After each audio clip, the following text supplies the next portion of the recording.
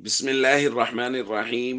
عن أبي بن كعب رضي الله تعالى عنه أن رسول الله صلى الله عليه وسلم كان إذا ذكر أحدا فدعا له بدأ بنفسه. رواہ الترمذی۔ ابی ابن کعب رضی اللہ تعالیٰ عنہ بیان فرماتے ہیں کہ نبی کریم صلی اللہ علیہ وسلم جب کسی کو یاد فرماتے تو اس کے لیے دعا کرتے، اور دعا کی ابتدا اپنی ذات سے کرتے۔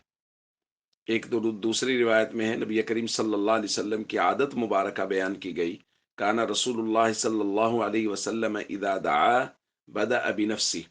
نبی کریم صلی اللہ علیہ وسلم کی عادت مبارکہ یہ تھی کہ جب بھی آپ دعا فرماتے تو اپنی ذات سے دعا کا آغاز کرتے۔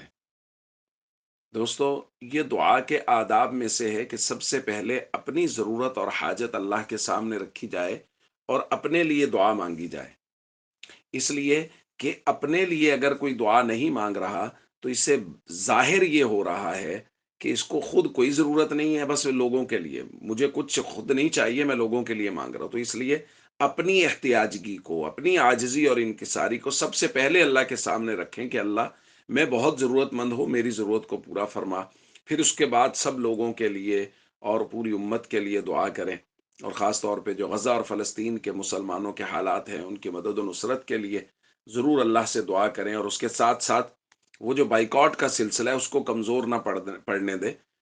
روزانہ پینے کے پانی سے لے کے اور کھانے کی تمام اشیاء تک اور استعمال کی ضرورت کی تمام اشیاء تک ان کو استعمال نہ کریں جو فلسطینی بچوں کے خون سے رنگے ہوئے جن کمپنیز کے ہاتھ ہیں، ان کمپنیز کی چیزیں استعمال نہ کریں، نہ یہودیوں کی پروڈکٹس اور نہ ہی ان لوگوں کی جو ان کا ساتھ دے رہے ہیں۔ السلام علیکم ورحمۃ اللہ وبرکاتہ۔